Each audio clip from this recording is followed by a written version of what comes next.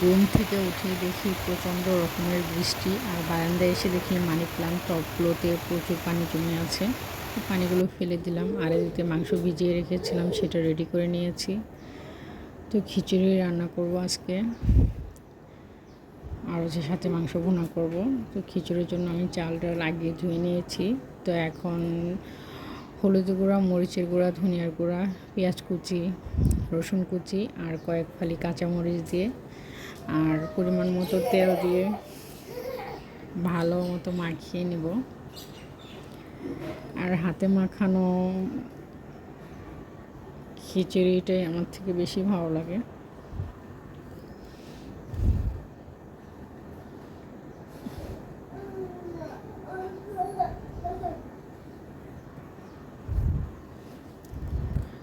খিচুড়িটা হচ্ছে আপনি যত ভালো করে মাখাবেন ততই খেতে মজা হয়।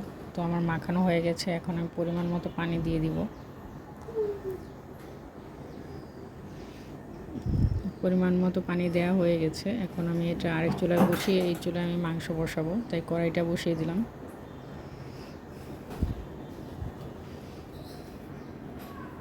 তো কড়াই গরম হয়ে গেছে, এখন আমি পরিমাণ মতো তেল দিয়ে দিলাম।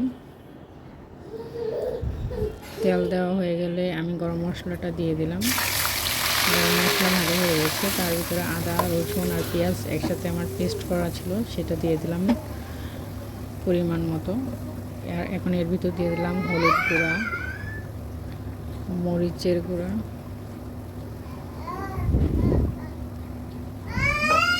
ধনিয়া গুঁড়া, কয়েকটা কাঁচামরিচ আর পরিমাণ মতো লবণ। এখন এটাকে আমি ভালোভাবে কষিয়ে নিব।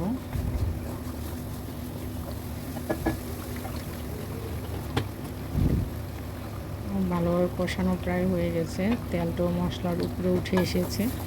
এখন আমি ধুয়ে রাখা মাংসটা দিয়ে দেবো, মাংসটা দিয়ে ভালোভাবে মাখিয়ে নিব। এমনভাবে নেড়ে দেবো যাতে পুরো মাংসটার সাথে কষানো মশলাটা মিশে যায়। এবার ঢাকনা দিয়ে কিছুক্ষণ কষিয়ে নেব।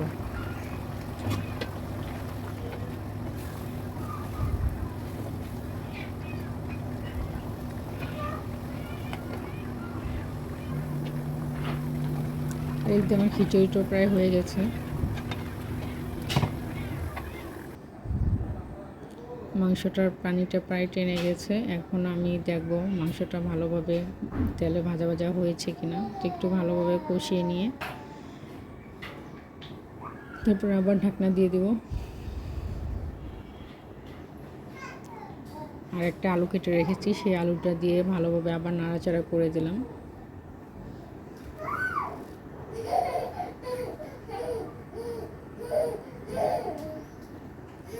আর একদিকে আমার খিচুড়ির পানিটা প্রায় টেনে গেছে, চালটাও প্রায় সেদ্ধ হয়ে গেছে, আর এদিক দিয়ে মাংসটাও প্রায় সেদ্ধ হয়ে গেছে আর কষানোও হয়ে গেছে।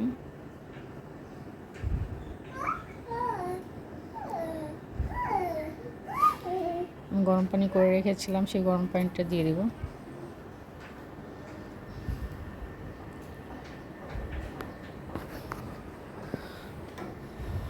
গরম পানিটা দেওয়ার পর আবার কিছুক্ষণ জাল করে নেব।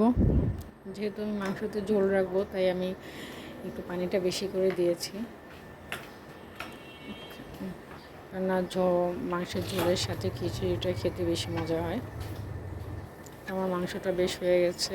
ধন্যবাদ সবাইকে।